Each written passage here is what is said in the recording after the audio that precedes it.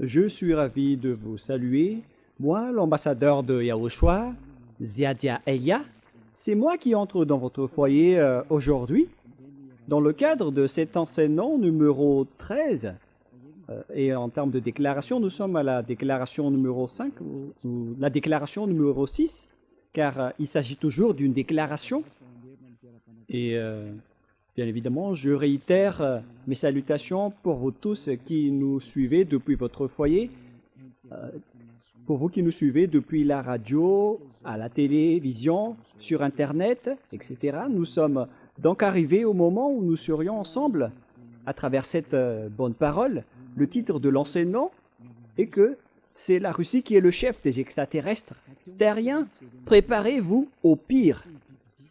Et récemment, nous venons de voir que c'est la Russie qui est la bête.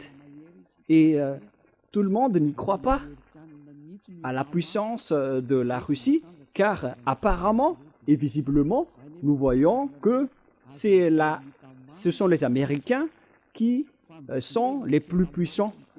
Moi, je vous ai déjà enseigné qu'il ne faut pas regarder le côté visible. Il ne faut pas regarder en apparence, il faut regarder dans le côté invisible. C'est le côté invisible qui compte et non pas le côté visible. Donc, nous allons d'abord voir la parole qui dit que les extraterrestres sont déjà là, selon l'Apocalypse chapitre 6, qui parle du fuguier qui tombe par terre avec l'étoile. Alors que si une étoile, une vraie étoile, tombe sur votre terre va être anéantie et va disparaître. De quoi parle-t-on alors en parlant de cette étoile? Est-ce que c'est vraiment une étoile qui va tomber sur terre? La réponse, ce n'est pas une vraie étoile. On parle ici d'extraterrestres. Nous allons donc voir la parole de Dieu à ce sujet, selon le livre de l'Apocalypse. Nous allons d'abord commencer à ce niveau. Ce qui est dit dans le livre de l'Apocalypse, on parle d'une étoile qui sont les extraterrestres. C'est dans Apocalypse chapitre 9, à partir de quel verset déjà? Nous allons voir dans le verset 1 d'abord, Apocalypse 9, 1 jusqu'au 1 et 2. Et nous verrons la fin après. Donc à partir du verset 1, le cinquième ange sonna de la trompette, et je vis une étoile qui était tombée du ciel sur la terre. La clé du puits de l'abîme lui fut donnée. Et elle ouvrit le puits de l'abîme, et il monta du puits une fumée, comme la fumée d'une grande fournaise. Et le soleil et l'air furent obscurcis par la fumée du puits. Verset 3. De la fumée sortirent des sauterelles qui se répandirent sur la terre, et il leur fut donné un pouvoir comme le pouvoir qu'ont les scorpions de la terre, et etc. Mais nous allons en rester là. Ici, donc, on voit bien qu'il y a une étoile qui est tombée du ciel sur la terre. C'est clair que s'il est tombé, c'est qu'on l'a fait tomber. Il n'est pas tombé tout simplement. On l'a fait tomber sur terre. La clé du puits de l'abîme lui fut donnée à cet ange. Et elle ouvrit le puits de l'abîme. On parle de l'endroit où brûlent les diables et les satans en enfer. Donc, ils ont déjà été jetés dans cet endroit, dans l'abîme, où sont destinés les diables et les satans qui ont été déjà déchus par le Père Yahva et Yahushua. Et cet ange qui prend la forme d'une étoile, apparemment et visiblement, c'est lui qui dirige toutes les bêtes dans cet abîme. Et nous allons lire au verset 10 et 11. Elle avait des queues semblables à des scorpions et des aiguillons. On parle ici de la bête qui sort de l'abîme, mais on ne va pas rentrer en détail. On verra qu'elle va frapper la terre. Et c'est dans leur queue qui était le pouvoir de faire du mal aux hommes pendant 5 mois. Elle avait sur elle comme roi l'ange de l'abîme. Donc cette bête, cet ange va diriger ces bêtes nommées en hébreu Abaddon et en grec Apollyon. Cet ange, donc, c'est clair que c'est une étoile. Et selon la Sainte Écriture, l'étoile s'agit d'un extraterrestre, un ange qui est tombé à terre. Et on vient donc de parler de l'étoile qui ira après, selon le livre juif, selon le Sefer Torah, ancien ou récent, ils parlent tous d'extraterrestres. D'ailleurs, il y a des bons extraterrestres et des mauvais extraterrestres, mais tous ceux qui sont sur votre terre, ce sont les mauvais extraterrestres. Mais les vrais extraterrestres, ce sont des êtres qui n'habitent pas sur cette terre. Ils habitent en dehors de la terre. Et lorsqu'ils viennent sur terre, ils deviennent des extraterrestres, comme des invités qui arrivent sur cette terre, car ils n'habitent pas du tout sur cette terre. Ils habitent ailleurs, les extraterrestres. Et on parle ici des extraterrestres qui sont les anges traîtres. C'est pourquoi on parle des noms d'Abaddon et d'Apollyon. En hébreu, Abaddon, et en grec, Apollyon. Et ces noms sont des noms des anges du diable. Si vous regardez dans le livre satanique, vous voyez qu'ils font partie des éléments du groupe de Satan. Ce Abaddon et ce Apollyon, ce sont des anges traîtres, Abaddon et Apollyon. Vous pouvez les trouver, ces noms, dans le livre satanique. Ce sont des éléments de l'ouné, de la bête, du dragon qui va frapper et travailler à la fin des temps. Ce que je veux vous montrer, c'est que l'étoile n'est autre qu'un extraterrestre, un mauvais extraterrestre, le diable satanique, qui prend la forme d'une étoile. Et ils vont tomber à la fin des temps. Nous allons lire cette parole dans Apocalypse chapitre 6. Nous allons regarder, préciser le verset. À partir du verset 13, Apocalypse 6, 13. Et les étoiles du ciel tombèrent sur la terre, comme lorsqu'un figuier secoué par le vent violent jette ses figues vertes. Voilà. Donc, les étoiles du ciel tombèrent sur la terre, comme lorsqu'un figuier secoué par un vent violent, c'est-à-dire un arbre d'un figuier, lorsqu'il est secoué par un vent violent, il jette ses figues vertes. Voilà donc le déroulement de ce schéma selon la Sainte Écriture. Voilà la réalité ici. Lorsque l'arbre a été secoué par le vent violent, ses fruits, ses figues sont tombées. Et c'est pareil aussi, les extraterrestres, avec les extraterrestres qui vont tomber à la fin des temps. On a vu qu'on a enroulé... où se trouve cette parole déjà? Verset 12. « Je regardais quand il ouvrit le sixième sceau, et il eut un grand tremblement de terre. Le soleil devient noir comme un sac de crin, et la lune entière devint comme du sang. À la fin des temps, nous avons déjà parlé que l'atmosphère d'en haut va être vraiment déstabilisée à cause de la guerre et de l'anéantissement. Il y aura des fumées, et la lune va être entachée de sang, et le soleil devint noir comme un sac de crin. Voilà ce qu'on pourrait voir. Verset 13. Et les étoiles du ciel tombèrent sur la terre. Verset 14. Le ciel se retira comme un livre lorsqu'on roule, et toutes les montagnes et les îles furent remuées de leur place. À la fin des temps, qui est en ce moment, tout cela va se produire. Et il y a des gens ridicules qui disent que la fin du monde n'existe pas. Ce sont des envoyés du diable. Les gens qui disent aussi que la dernière guerre mondiale n'existe pas. Bon, les diables n'espèrent pas cela, car si la guerre mondiale va éclater sur cette terre, les diables vont être détruits. Et les troupes du diable, ainsi que les diables, n'aiment pas cela. Mais les gens qui sont avec le Dieu d'Abraham, le vrai Dieu qui a rapatrié les Juifs sur leur terre, ils précisent que la fin du monde existe. Ce que je suis en train de vous enseigner, nous avons parlé du danger et de la bête qui va faire souffrir la terre, y compris la défaite des Américains.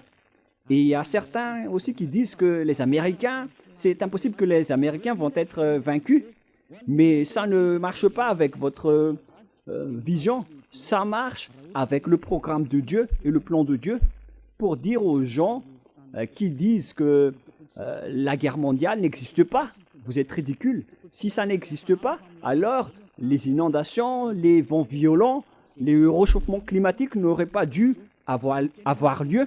Mais la réalité, c'est que tout ce que Élia a dit sont accomplis sur votre terre. En 2003, Élia a dit qu'il y aura des voitures qui volent et c'est devenu réel aujourd'hui. Et c'est comme cela aussi que la guerre mondiale doit être accomplie. Et elle est déjà proche de vous, l'explosion. Mais en fait, on envoie déjà ce qu'on peut envoyer. Ça n'attend pas Élia. C'est dans cette période de Élia que ça va être éclaté, ça va exploser. Mais en même temps, Élia doit attirer les gens vers Yahushua. Mais tout ce qui doivent exploser et les guerres doivent aussi dérouler. On ne peut plus empêcher et arrêter tout cela. Et on verra la suite. Mais pour vous qui dites que la guerre mondiale n'existe plus, c'est vous qui allez en mourir en premier. Et nous allons continuer la parole en disant que cette étoile qui tombe n'est autre qu'un ange traître, un extraterrestre. C'est-à-dire que tous les extraterrestres vont tomber sur cette terre. On vient de voir que et les étoiles du ciel tombèrent sur la terre, comme lorsqu'un fuguier secoué par un vent violent jette ses fugues vertes. Lorsqu'on parle du pillage que va subir la terre, ce n'est autre que les extraterrestres qui vont piller votre terre. Où est passée cette parole déjà? Nous allons également la lire concernant le pillage que va subir la terre. C'est dans Ésaïe 14 déjà. Où se trouve cette parole déjà, les enfants? C'est dans Ésaïe 14 ou Ésaïe 24, je ne me souviens plus. C'est le chapitre 24, je pense. Nous allons en préciser, voilà. La voilà. Ésaïe 24, verset 1. Voici, Yahva dévaste le pays et le rend désert. Votre terre va devenir comme un désert et aucune force, aucun humain ou aucun pouvoir ne peut contester cette parole, les enfants. C'est vrai. Mais les envoyés du diable disent le contraire. Ils disent le contraire. Ils en bouleversent la face et en dispersent les habitants. Et il en est du sacrificateur comme du peuple, du maître comme du serviteur, etc. Et maintenant, à partir au verset 3, le pays est dévasté, livré au pillage. La voilà. Les habitants vont être pillés et rendus en esclaves. La terre va être attaquée. On va piller la terre. Et la terre va être vraiment dévastée et rendue désert. On parle du monde entier, hein, car Yahva l'a décrété. Le pays est triste, épuisé. Les habitants sont abattus. On parle ici des habitants du monde entier. On ne parle pas seulement d'Israël, c'est le monde entier qui va être attaqué par ce grand danger et cette grande difficulté. Et après, nous allons voir où va ce problème, car on vient de voir que les étoiles qui tombent sont des extraterrestres. Dans Ésaïe 14, nous allons suivre les paroles des prophètes. Nous allons rappeler toutes les paroles qui prouvent la vérité de cette déclaration. Dans Ésaïe 14, quel verset déjà? 14, 12. Allons-y. Ésaïe 14, 12. Te voilà tombé du ciel, astre brillant, fils de l'aurore. On parle ici de l'étoile brillante. Il existe un astre brillant. On parle vraiment d'une étoile brillante. Tu es abattu à terre, comme l'autre qui a été abattu à terre dans Apocalypse 9 de tout à l'heure. On l'a fait tomber par terre. Il a été abattu et il est tombé. Elle est tombée à terre.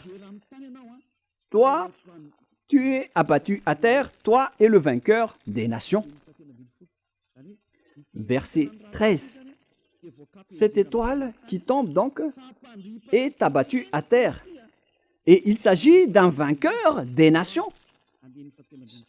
C'est là. Allons-y avec le verset 13. Tu disais en ton cœur, je monterai au ciel. J'élèverai mon trône au-dessus des étoiles de Dieu. Il va s'élever en haut, tout en haut. Il va défier Dieu. Car il va s'élever au niveau du trône au-dessus des étoiles de Dieu. Donc cet astre brillant va défier les étoiles de Dieu également. C'est clair que c'est une grande étoile qui va défier Dieu, qui va affronter Dieu. Et ici, il est précisé que les étoiles de Dieu qui n'ont pas trahi, qui ne l'ont pas trahi, il va encore s'élever au-dessus des étoiles de Dieu. Il va donc se montrer en tant que supérieur à Dieu. C'est vraiment pire. Et nous allons continuer. Où est-ce qu'elle va siéger? Je m'assiérai sur la montagne de l'Assemblée à l'extrémité du septentrion. Voilà. C'est à l'extrémité du septentrion que cet astre brillant, cet ange, va arriver. Et il va défier et affronter les étoiles de Dieu. On parle ici de l'astre brillant. Où va cet astre brillant? Il va aller dans la montagne de l'Assemblée à l'extrémité du septentrion, tout en défiant Dieu. Celui qui vient du septentrion. Et où se trouve le septentrion? C'est clair qu'au niveau du ciel des cieux, il n'y a pas de septentrion, ni de ouest, ni d'est, ni de sud. On parle ici de la terre. Et lorsqu'on parle du territoire de la terre, le centre du monde, c'est Israël. Il y a certains qui font l'effort d'enseigner le centre du monde.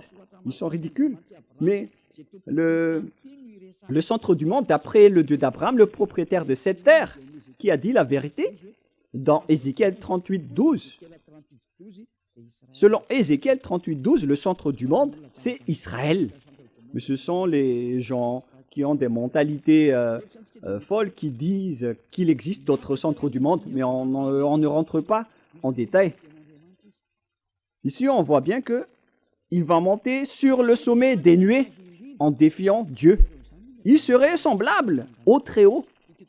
Regardez la folie de cette personne, de cet astre brillant qui est tombé.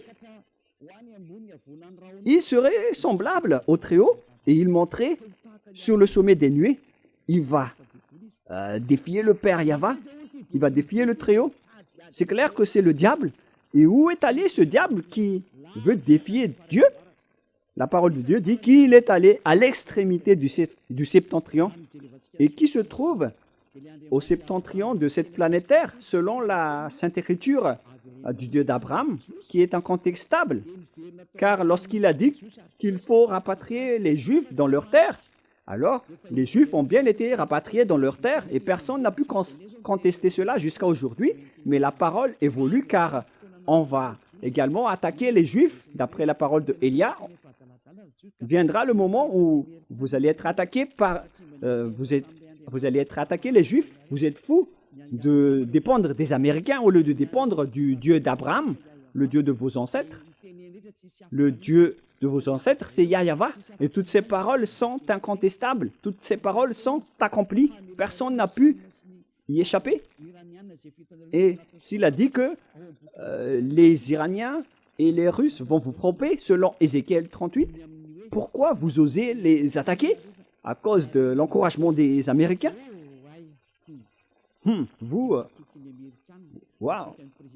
Pourquoi vous faites confiance aux Américains avec leur président, qui est Donald Trump, qui vous a dit de lui faire confiance au lieu de faire confiance au Dieu de vos ancêtres, le Dieu d'Abraham? Vous auriez dû vous tourner vers cette Sainte Écriture pour dire que ce geste n'est pas du tout correct, mais vous voulez toujours défier le Dieu d'Abraham. Vous ne voulez rien savoir, vous dépendez des autres personnes, alors vous allez subir le pire, les Israéliens. Vous allez subir le pire danger. Nous allons continuer la parole.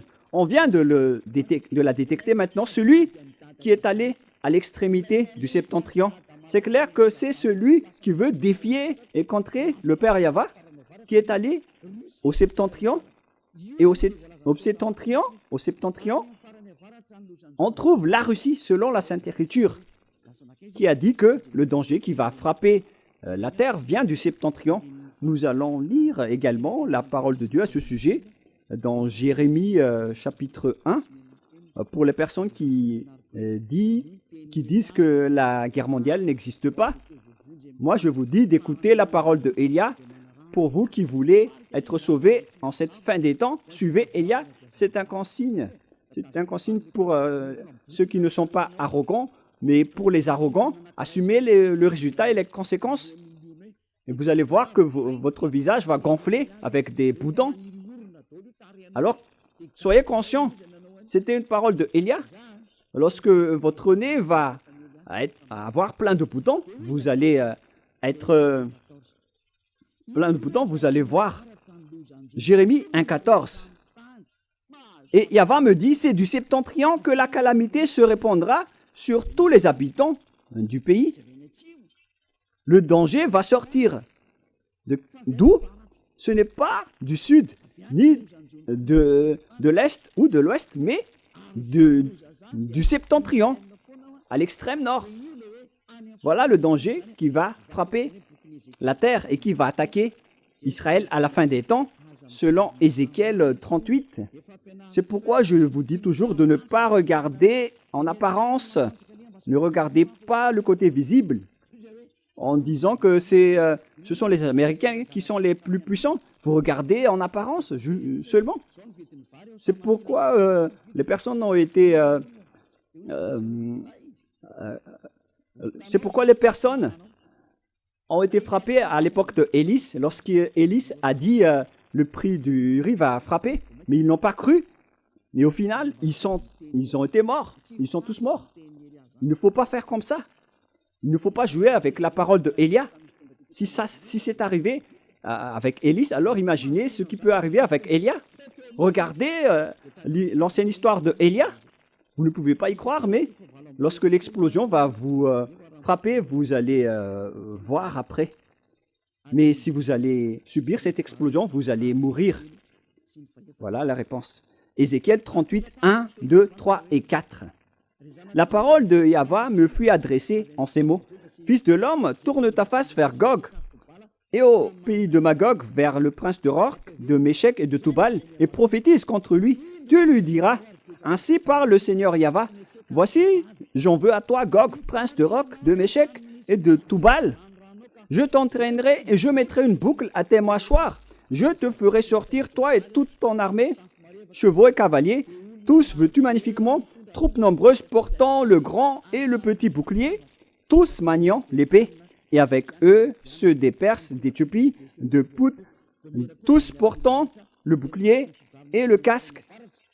Gomère et toutes ses troupes la maison de Togarma à l'extrémité du septentrion et toutes ses troupes.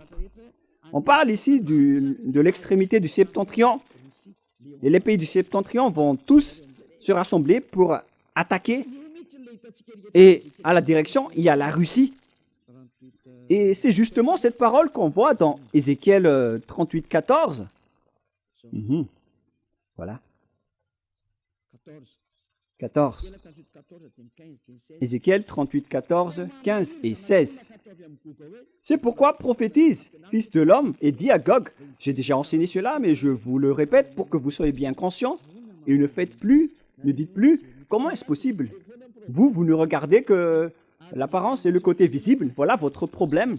Ne regardez plus en apparence, regardez la force qui est derrière l'invisible, c'est ça qui est au commandement. C'est pourquoi prophétise, fils de l'homme, et dis à Gog, ainsi parle le Seigneur Yahva, oui, le jour où mon peuple d'Israël vivra en sécurité, tu le sauras. Les Israéliens sont, on dirait que les Israéliens sont tranquilles, ils sont protégés par les Américains. Il y a des moments où ils sont calmes avec le reste du monde. Et on dirait qu'ils font régner la paix. Mais c'est seulement ce méchant Gog qui peut faire cela. Alors tu partiras de ton pays, des extrémités du septentrion. Vous voyez, on parle ici du septentrion. Et qui vient du septentrion, d'après ce que je vous ai enseigné, c'est Gog, le prince de la Russie. Ce monsieur qui va diriger le monde viendra de là-bas. Toi et de nombreux peuples avec toi, tous montés sur des chevaux, une grande multitude, une armée puissante. Où ils iront? Bien évidemment, ils vont attaquer Israël. Et s'ils vont attaquer Israël, c'est-à-dire que les Américains vont être dévastés. Oh, les Américains, le moment de votre destruction et de votre anéantissement est arrivé. C'est Élia qui parle. Une déclaration, un message venant du propriétaire de la terre. Il s'appelle Yahva et son fils préféré s'appelle Yahushua. Et son envoyé, c'est Élia. Déclaration de Élia. Le moment est arrivé de vous anéantir, les Américains et l'OTAN. Et si vous dites, comment est-ce possible? Vaut mieux rire. Nous allons lire, mais suivez toujours la parole. Alors tu partiras de ton pays, des extrémités du septentrion, tu t'avanceras contre mon peuple d'Israël comme une nuée qui va couvrir le pays dans la suite des jours. C'est-à-dire, à la fin, ils vont attaquer Israël. Pour ceux qui suivent le géopolitique mondial, vous voyez bien que le monde est déjà divisé en deux blocs. D'une part, il y a la partie qui est dirigée par la Russie, avec les Africains, les Arabes, les pays du Nord, avec les Asiatiques, les Orientaux. Ils sont tous rassemblés. Et regardez la politique de Trump. Même les Sud-Coréens sont en conflit avec lui, car ils utilisent trop de taxes. Même les Chinois les ont trompés et les ont trahis. Moi, je vous dis que les paroles de notre Père s'accomplissent et vous devez les suivre, vous les humains, que vous aimez ou non. Le système de votre terre doit la suivre.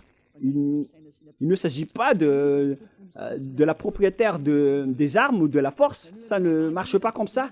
Qui est le propriétaire du cerveau? Répondez.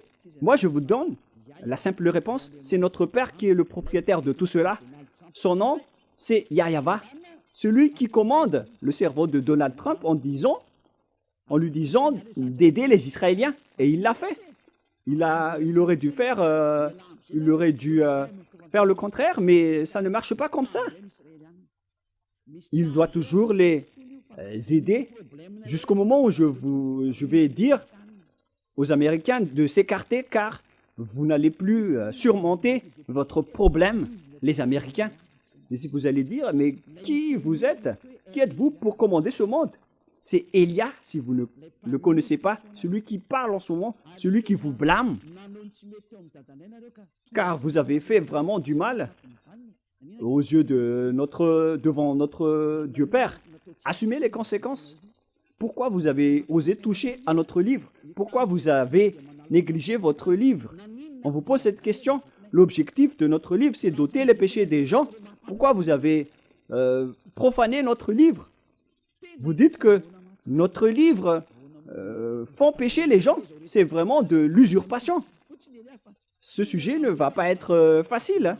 Il y a souris, mais la chose que vous allez subir n'est pas du tout facile, hein.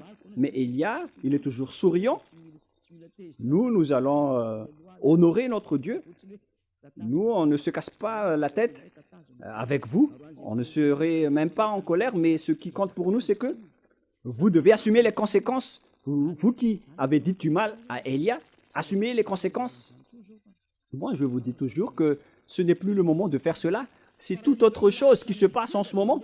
Mais si vous voulez être dans le rang de Gog, alors c'est correct si vous faites cela, car vous êtes un adversaire de Élia. Mais si vous êtes ni avec Gog ni avec Élia, vous allez mourir juste comme ça. Comme les malades qui attrapent des sauterelles, ils vont mourir tout simplement, sans rien à avoir. Voilà le schéma. Mais pour que vous ne mouriez pas, alors ne dites plus du n'importe quoi en cette fin des temps, car vous voyez la réalité. Vous voyez les voitures qui volent. En ce moment, nous voyons tout cela. C'était la parole de Élia que vous n'avez pas cru en 2003. Voilà, il y a le feu qui consume la terre. La terre brûle automatiquement, ainsi que les voitures. Toutes les choses brûlent automatiquement. En ce moment, l'Europe brûle. La région d'Indonésie, d'Italie, il y a beaucoup de régions qui brûlent. Et ils font des déclarations de danger avec les volcans qui vont gravement exploser. Et d'ailleurs, ils sont tous en train d'exploser ensemble. D'après les nouvelles, il y a à peu près 10 jours, il y a les volcans qui s'explosent en même temps. C'est Élia qui a dit que les volcans vont exploser et il faut accomplir les missions pour les concerner. Envoyer les vents violents, les inondations et le réchauffement climatique. Pourquoi votre Dieu ne se lève pas pour contrer tout cela? Parce que mon Dieu, il parle et tout est accompli. Et nous sommes là pour accomplir ses paroles. C'est Élia qui est le chef de l'armée, hein. Élia ne cache rien. Comme notre grand frère, il est le plus grand au ciel des cieux et toutes les choses marchent sous ses ordres. On parle de Yahushua, le fils du Père Yahva. Pour ceux qui disent que Dieu n'a pas engendré, nous allons faire un enseignement à ce sujet. Pour les gens qui suivent le Sefer Torah, ils croient que Dieu engendre, mais pour les gens qui contre le Sefer Torah, ils disent que Dieu n'a pas engendré. Mais je vais vous enseigner cela après cet enseignement. Mais nous allons donc voir dans le vif du sujet. On parle ici des Russes. Où vont aller donc les extraterrestres qui vont combattre le Père Yahva, c'est-à-dire le grand chef des gens traîtres? Il est allé où? La Sainte Écriture est claire. Il est allé en Russie. Donc leur chef se trouve là-bas. Le chef, le cerveau, qui a défié le Père Yahva depuis le ciel des cieux, il est arrivé sur cette planète Terre et il va siéger en Russie.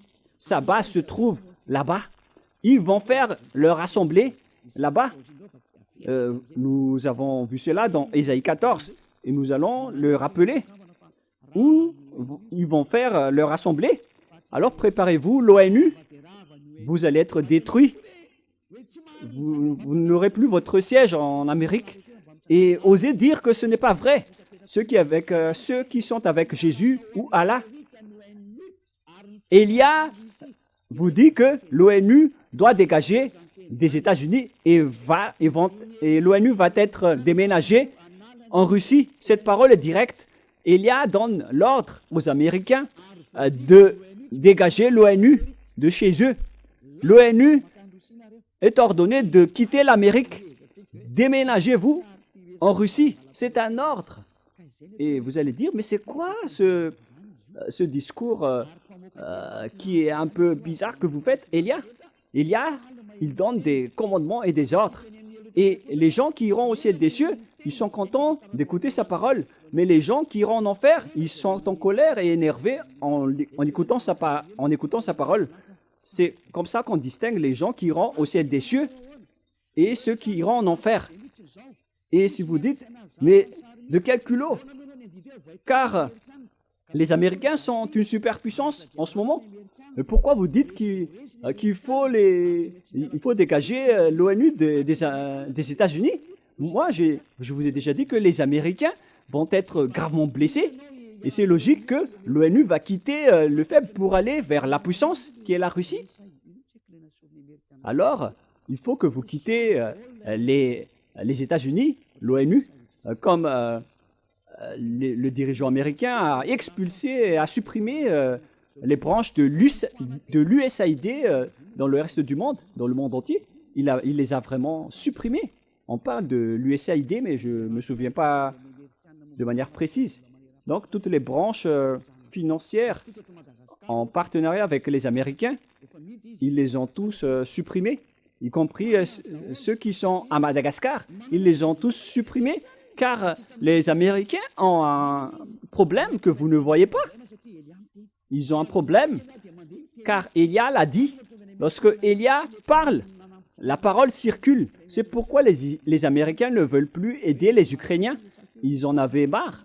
Avec le président Donald Trump, il a dit que vous avez gaspillé les armes.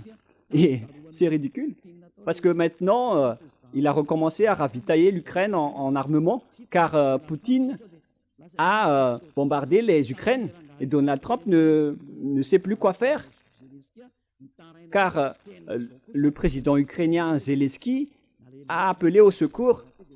Pourquoi vous n'allez pas réagir avec tout cela? Et après,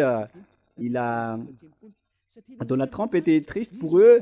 Et même si ça ne vient pas de son cœur, il les a aidés. Lui aussi, il veut avoir le prix Nobel de la paix.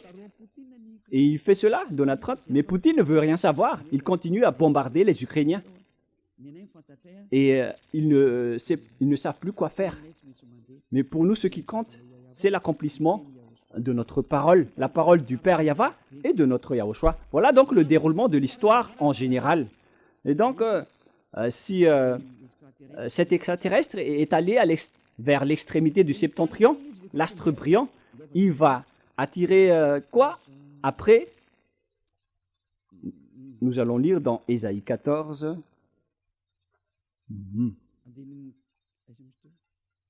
C'est où déjà? Ésaïe 14, 13. Ésaïe 14, 13.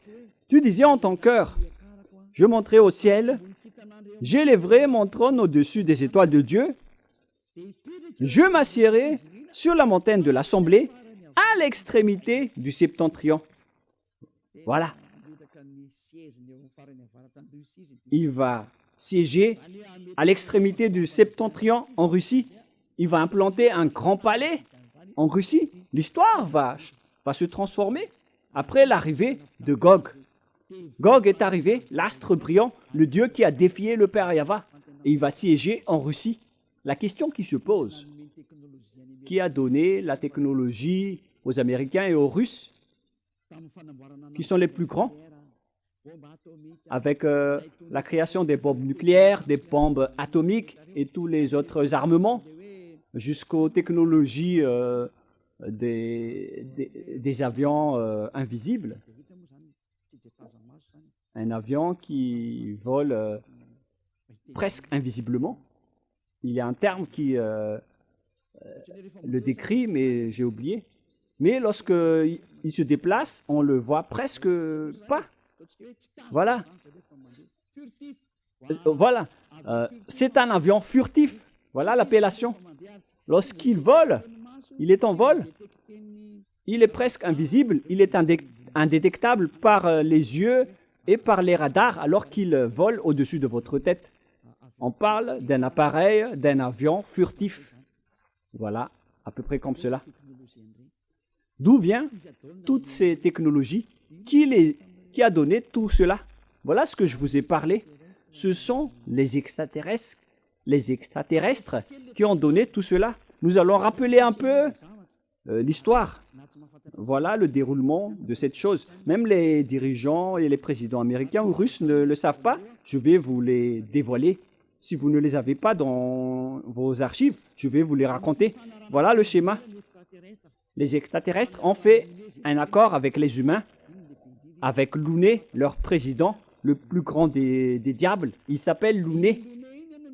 Et Louné a fait tout le programme pour anéantir et détruire la Terre. Car lorsque ils étaient en colère contre le père Yahva et Yahushua, il a décidé de détruire la terre. Et il a projeté de transformer les humains en diables. Et la terre possède un propriétaire qui est le père Yahva et Yahushua qui a façonné toutes les créations. Le pouvoir et la conscience vient du père Yahva, mais c'est Yahushua qui a tout façonné après. Et après la création de la terre a été anéantie par les diables. Et après est venu le moment où Yahushua a sauvé la terre. Et le père Yahva l'a accepté. Lorsque Yahushua a été crucifié, les gens ont été restaurés auprès du père Yahva. Mais les imbéciles, les méchants de diable n'ont pas accepté. Ce ne sont que des assassins. Et voilà. Ils ont tout fait pour tromper tous les humains pour qu'aucun d'eux ne soit sauvé. Par exemple, si vous allez à l'église, vous cherchez les moyens pour que vous ne serez plus pécheurs. Car Dieu a dit qu'il n'écoute pas les pécheurs, alors que toutes les églises que vous fréquentez, ce sont toutes des églises qui n'ôtent pas les péchés et qui produisent, au contraire, des péchés. Plus vous fréquentez ces églises, plus vous faites du mal. C'est de la réalité. Pourquoi tout ça est arrivé? C'est à cause du plan du diable, le plan de Louné. On vous incite de prier, mais vous n'êtes pas du tout ôté de vos péchés. On vous a trompé. Et une fois que Elia est arrivé pour vous prêcher la vérité, aucun de vous ne veut m'écouter. Alors que vous voyez bien votre objectif avec moi. Quel est votre objectif? C'est d'être ôté de vos péchés. Alors que les religieux et votre Église, ils ne vous délivrent pas du péché. Au contraire, ils vous rendent pécheurs. Moi, au contraire, je vous ai enseigné l'ôtement du péché. La question qui se pose, pourquoi vous ne me suivez pas alors que c'est l'objectif d'aller à l'église? Vous n'avez rien vu à ce sujet là-bas, mais les gens qui m'ont suivi ont vécu tout cela. La question qui se pose, pourquoi vous n'avez pas décidé de suivre Elia? Répondez-moi à cette question. Voilà ma réponse pour vous. À cause de votre arrogance, vous avez été attiré par Louné. Le plan de Louné, c'est de détourner la mentalité et la conscience, la raison des gens pour qu'ils n'écoutent jamais la vérité. Et ça a marché. Jusqu'à maintenant, vous ne m'écoutez pas, alors que l'église que vous fréquentez ne vous a jamais délivré du péché jusqu'à aujourd'hui, alors que le livre qui est entre vos mains dit qu'il ne faut plus jamais pécher. Ce livre dit que celui qui pêche n'a jamais vu et n'a jamais connu Dieu. Le livre que vous tenez dit que Dieu n'écoute pas les pécheurs. Mais vous ne voulez rien savoir à toutes ces paroles. Vous dites toujours que Dieu pardonne, Dieu comprend, il faut juste se repentir et ça marche. Vous voyez bien que votre anéantissement est logique, car Dieu n'a jamais dit cela. Il a dit, ne péchez plus. Mais c'est votre religieux qui n'est pas délivré de ses péchés. Il ne sait plus rien faire. Il vous trompe, il vous manipule, les prêtres et les pasteurs. Et vous acceptez aussi leur folie. Et vous traînez, vous enchaînez. Vous êtes enchaînés à eux. Alors que le vrai livre dit qu'il ne faut plus jamais pécher. Mais au contraire, vous êtes pécheurs jusqu'à la fin. C'est-à-dire que vous avez été trompés par le pasteur et les prêtres.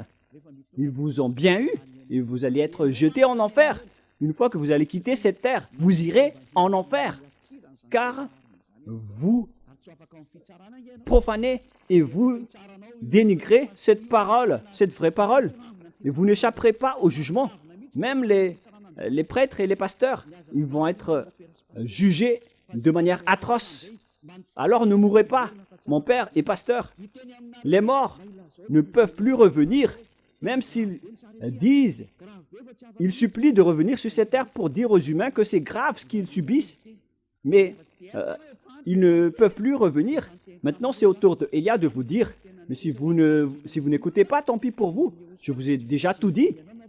Je représente le ciel des cieux pour vous prêcher Yahushua.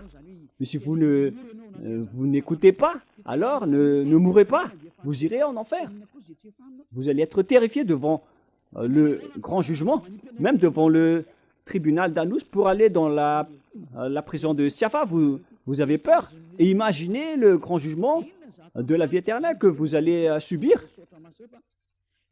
Dites, sachez que vous avez déjà attrapé par l'ouné. Qu'est-ce qui est dit dans la Bible? Les humains vont utiliser le fusil pour tuer et pour tirer sur Yahushua. C'est vraiment un pire danger. C'est dans le livre de l'Apocalypse. Quel verset déjà? Quel chapitre? Chapitre 20. Voilà. Nous allons voir ensemble.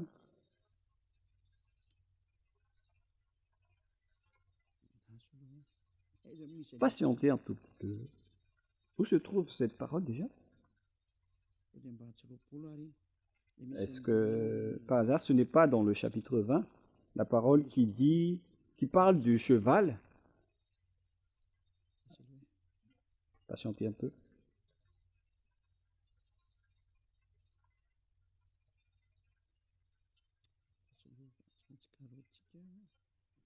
Nous allons bien chercher. Apocalypse 19, 11. C'est le chapitre 19. Apocalypse 19. À partir de quel verset? Apocalypse 19, 19. Ici, on voit Yahushua qui est monté sur le cheval blanc. Apocalypse 19, 11. Puis je vis le ciel ouvert, et voici parut un cheval blanc. Celui qui le montait s'appelle fidèle et véritable, et il juge et combat avec justice. Celui qui le montait s'appelle fidèle et véritable, et il juge et combat avec justice. Ses yeux étaient comme une flamme de feu. Sur sa tête étaient plusieurs diadèmes. Il avait un nom écrit comme personne ne connaît, si ce n'est lui-même. Il était revêtu d'un vêtement teint de sang. Son nom est la parole de Dieu. La parole de Dieu n'est autre que Yahushua. Au commencement, la parole était Dieu. C'est dans Jean, chapitre 1 et 2. Vous pouvez lire cette parole. Je vous ai déjà dit que c'est dans Jean 1 et 2. Au commencement était la parole, et la parole était avec Dieu, et la parole était Dieu, et elle était au commencement avec Dieu. Et dans le verset 14, on parle que la parole a été faite chair, et on parle ici de Yahushua. Nous allons d'ailleurs relire cette parole dans Jean 1:1. Au commencement était la parole, et la parole était avec Dieu. Et la parole était Dieu. Et dans le verset 2, elle était au commencement avec Dieu. Verset 3, toutes choses ont été faites par elle, et rien de ce qui a été fait n'a été fait sans elle. Verset 14 maintenant. On parle ici de la parole qui a été faite chair. Verset 14, nous allons lire ensemble. Et la parole a été faite chair, et elle a habité parmi nous. On parle ici de Yahushua. Et donc la parole de Dieu, dans Apocalypse 19, verset 11, ce n'est autre que Yahushua, bien évidemment. Nous allons maintenant revenir vers l'Apocalypse 19. Apocalypse 19, 11, selon la parole de Dieu. Puis je vis le ciel ouvert, et voici parut un cheval blanc. Celui qui le montait s'appelle fidèle et véritable, et il juge et combat avec justice, etc. Voilà la parole de Dieu. Verset 13. Et il était revêtu d'un vêtement teint de sang. Son nom est la parole de Dieu. Son nom est la parole de Dieu, alors que la parole de Dieu n'est autre que Yahushua. celui qui montait le cheval blanc. Le cheval blanc est déjà sorti, il est déjà en route, il continue à avancer. Nous allons lire aussi cette parole dans Apocalypse chapitre 6. Il est déjà sorti, il est en route et il continue sa route. Apocalypse 6, 2, car on vient de parler du cheval blanc et Élia va vous raconter tout à ce sujet.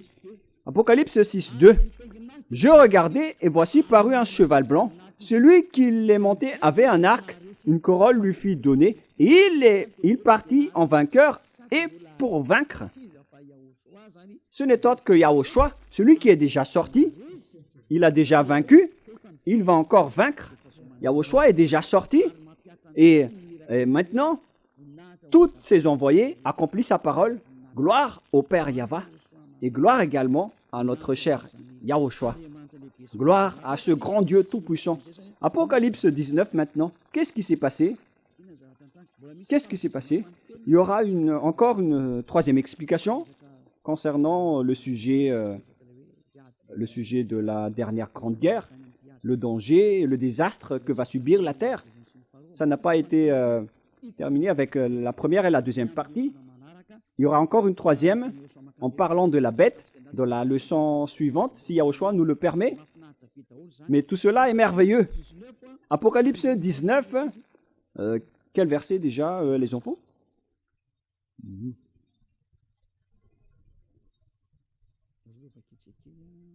Nous allons lire ensemble.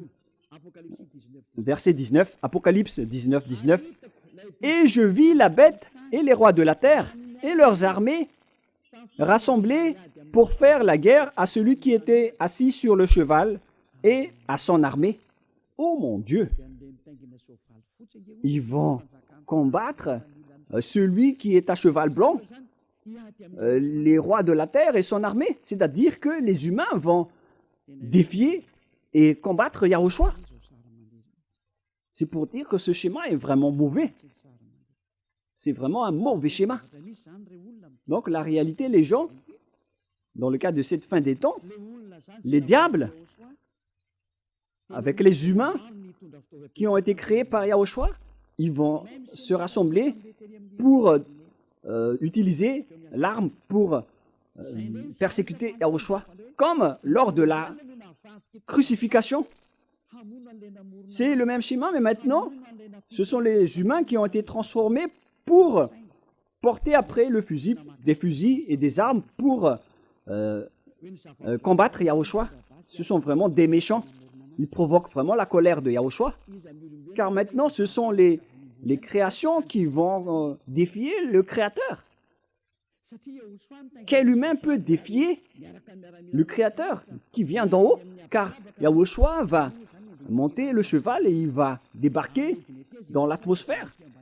Et comment, en tant qu'humain, vous pouvez le tuer, le fusiller? Comment osez-vous le combattre? Mais cette mentalité est vraiment grave. Mais c'est quel genre de mentalité que les gens ont eu pour qu'ils osent fusiller leur créateur? La raison est simple. C'est pourquoi Élia est là. Je vais vous expliquer pourquoi Élia est venu. C'est pour préparer toutes ces choses. Élia est arrivé pour préparer le retour de Yahushua. C'était d'ailleurs mon rôle depuis le temps. C'est pour arranger toutes les choses. C'est pourquoi je vous dis que ce ne sont pas avec les forces des Américains. Ça ne marche pas comme ça. Ça marche avec tout ce qui est écrit. Élia est arrivé pour vous dire votre chemin. Mais ne dites pas du n'importe quoi en disant que ce sont les Américains et le pape qui est là, ou le pape qui est la bête. C'est Jésus qui a dit cela. Jésus n'a rien dit de vrai. Si Jésus a dit la vérité, vous aurez déjà dû être ôté de vos péchés. Mais si aucun de vous n'est ôté de vos péchés, sachez que c'est une parole du diable. Soyez conscients. Mais voilà la suite. Il y a la chose que Louné, le diable satanique, a fait, c'est de détourner la raison des humains. Et pour détourner la raison des humains, ils ont dû envoyer leurs envoyés pour transformer tous les humains en race diabolique, en race de diable. Voilà leur plan. Ils vont transformer les humains en bêtes pour qu'ils ne connaissent plus leur Dieu créateur. Ils ont transformé les humains. Et qu'est-ce qu'ils ont fait? Puisqu'ils ne pouvaient pas entrer sur votre planète Terre, surtout en cette fin des temps. La preuve, c'est que lorsqu'ils étaient entrés ici, au commencement, le Dieu Père Yahvé a envoyé le déluge. Lorsque les diables s'est accouplé avec les humains, et ils ont engendré des Néphilim. Le Père Yahvé était gravement en colère. Il n'acceptait pas du tout, et il a envoyé le déluge à l'époque. Et après, ils n'ont plus suivi ce schéma, car ils connaissent que le Père Yahvé va être gravement en colère. Ils ont changé de plan. Ils ont dit aux humains de faire contrat avec eux en prenant un choix. Et les humains ont fait encore une fausse route avec ce plan des diables. Ils ont pris en premier les plus grands, les Américains et les Russes.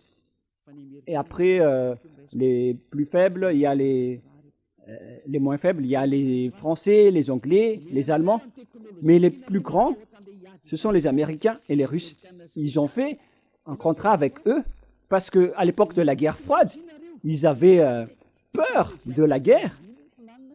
Alors, les diables les ont donné de la technologie. Mais ce qui est ridicule, c'est que le diable a donné la technologie à l'autre partie pour détruire l'autre partie. Alors que la technologie est la même. C'est vraiment grave. Hein. Mais le pire, c'est qu'ils ont cru, à condition, dans l'accord, que les diables vont faire des clonages ici. Ils vont transformer les humains. Ils vont développer le clonage. Ils vont détruire la race humaine.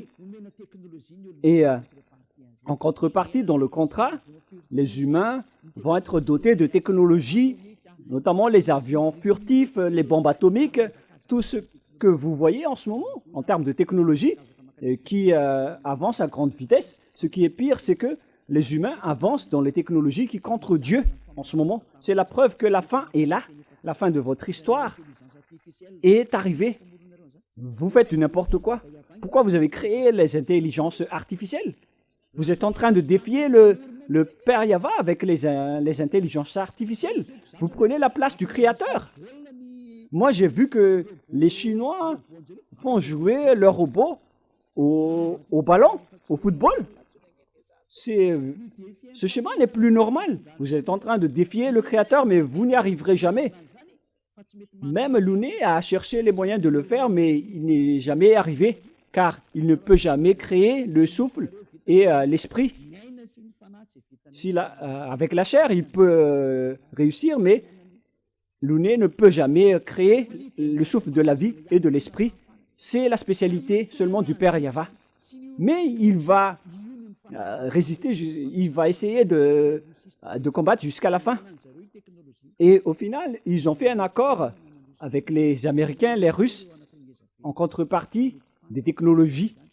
Les Américains et les Russes ont des technologies sophistiquées, mais ils font semblant de rien avoir. Et le pire, c'est que le président russe doit être attiré par ses mâchoires pour sortir. S'il ne voulait pas sortir, c'est que il a peur de mourir, mais s'il voulait sortir, il aurait déjà dû détruire rapidement les Américains. Ils ne sont rien devant les Russes, les Américains.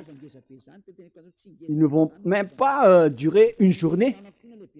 Et moi, je vous dis que les Russes n'ont pas de grands armements. Leur arme a la dimension de ma main, comme vous pouvez le voir. Je vous dis au président américain Donald Trump que la dimension de l'arme russe, c'est comme celle-ci. Mais vous ne connaissez pas qu'est-ce qui se trouve dans la mallette de Poutine. Certains disent que c'est la télécommande des bombes atomiques. Ce n'est pas du tout le cas, mais c'est une arme qui a la dimension de ma main. Et comment ça marche? Moi, je vous dis tout simplement que les technologies des Américains viennent des extraterrestres. Voilà en contrepartie. Et les technologies russes aussi viennent des extraterrestres. Alors que le chef des extraterrestres se trouve en Russie. Vous êtes fou si vous allez dire que le subordonné va vaincre le grand chef. Alors que le grand chef se trouve en Russie. Mais les subordonnés sont les Américains. Et la question se pose, après la guerre, qui va vaincre, le subordonné ou le grand chef? La réponse, c'est le grand chef qui doit vaincre, parce que ça va être ridicule si le général va être vaincu par le lieutenant. C'est vraiment ridicule. C'est le général qui doit vaincre jusqu'à la fin, car il est le cerveau de toutes les stratégies. Et ce schéma est pareil. Lorsque la guerre va éclater, on doit voir où se trouve le grand chef. Le grand chef se trouve en Russie et non pas en Amérique. Voilà la réponse pour vous.